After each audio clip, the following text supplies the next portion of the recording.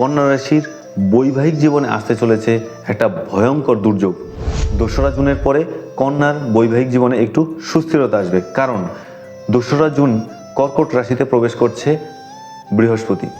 কন্যা রাশির জাতক জাতিকার জন্য একটা ভালো সুখবর আসতে চলেছে 2রা জুনের পর। বিজনেস ক্ষেত্রে একটা বড় উন্নতির একটা যোগাযোগ তৈরি করবে। কন্যা রাশির জাতক জাতিকার জীবনে ভাগ্যের একটা উন্নতি আসবে কর্মক্ষেত্রেও। কন্যা রাশির জাতক জাতিকা বর্তমানে ঘুম নিয়ে খুবই সমস্যাগ্রস্ত।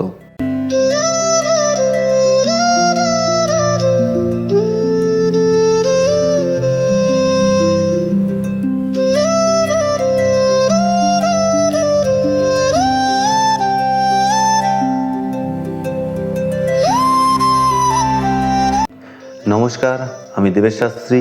আপনাদের সকলকে স্বাগত জানাই অ্যাস্ট্রো বেদান্ত ল্যাবে। আজকের আলোচ্য বিষয় কন্যা রাশি। কন্যা রাশি কালপুরুষের অঙ্গ বিভাগে ষষ্ঠ ভাবকে নির্দেশ করে। এই রাশির অধিপতি বুধ। এই রাশি দত্তক প্রকৃতির।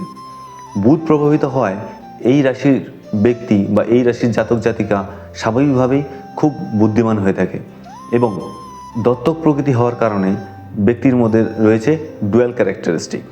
কন্যা রাশির বৈবাহিক জীবনে আসতে চলেছে একটা ভয়ঙ্কর দুর্যোগ, কারণ 2রা এপ্রিলের পরে মঙ্গলের ট্রানজিট হবে মীন রাশিতে, যা কন্যা রাশির সাপেক্ষে সপ্তম ভাব, এবং এই সপ্তম ভাবে অবস্থান করছে শনিদেব, এবং মঙ্গল এবং শনির কম্বিনেশন সপ্তমে অবস্থান করায় কন্যা রাশির বৈবাহিক জীবনে তৈরি হবে ভীষণ বড় গোলযোগ।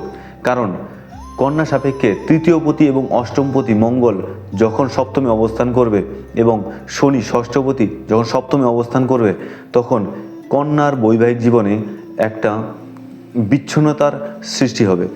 দুর্ঘটনাটাকে আরও বৃদ্ধি করার জন্য রাহুর দ্বিতীয় দৃষ্টি সপ্তমে অবস্থান করছে কন্যা রাশির সাপেক্ষে, এবং এই সপ্তমভাবে বৃহস্পতির কোনো দৃষ্টি নেই।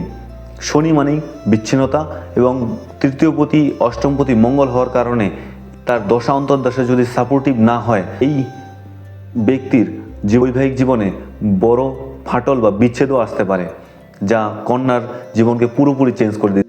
সপ্তমে শনির অবস্থান, সে চাইবে, কন্যা চাইবে আমি একটু নিজে একা থাকি বা আমি আমার সম্পর্ক থেকে দূরে চলে যাই।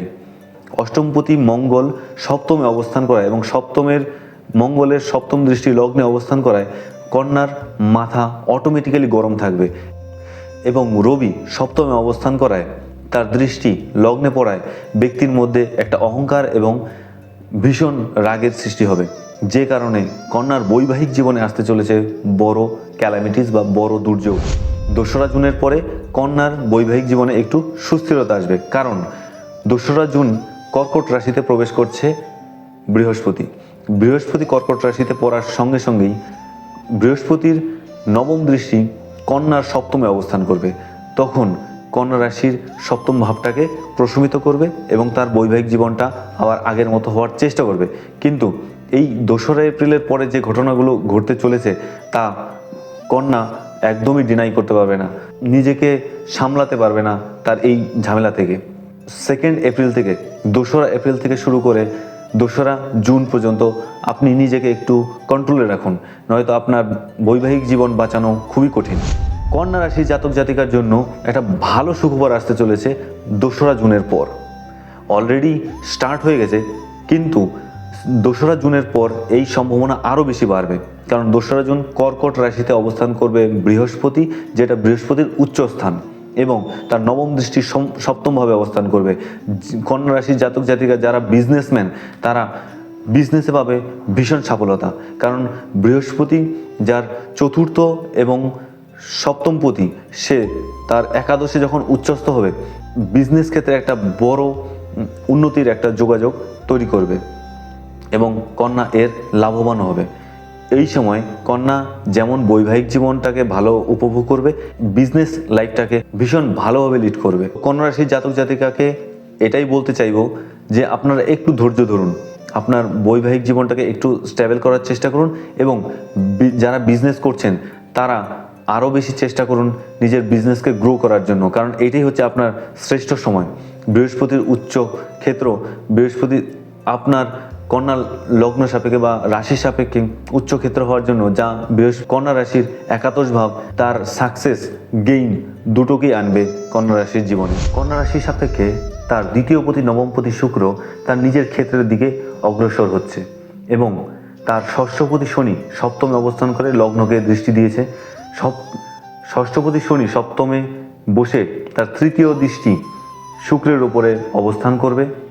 যখন শুক্র তার নবমভাবে অবস্থান করবে, যেহেতু এখানে ষষ্ঠ নবম দ্বিতীয় লগ্ন কানেক্টেড হচ্ছে, তো এই সময় ব্যক্তির কন্যা রাশির জাতক জাতিকার জীবনে ভাগ্যের একটা উন্নতি আসবে কর্মক্ষেত্রেও। কন্যা রাশির জাতক জাতিকাকে বলবো যে আপনারা চেষ্টা করুন, আপনাদের কর্মের উন্নতি হওয়ার একটা বড় সুযোগ আসতে চলেছে। কন্যা রাশির জাতক জাতিকা বর্তমানে ঘুম নিয়ে খুবই সমস্যাগ্রস্ত, কারণ কন্যা রাশি সাপেক্ষে দ্বাদশভাবে অবস্থান করছে কেতু। আর দ্বাদশ ভাব মানে আমাদের আরামের জায়গা বা ঘুমানোর জায়গা, একটা রেস্টের জায়গা। সেইখানে কেতুর অবস্থান, কন্যার যে ঘুম ঠিকঠাকভাবে পূরণ হবে না, ঠিকঠাক মতো ঘুম কমপ্লিট না করার কারণে তার মানসিক দুশ্চিন্তা বাড়বে।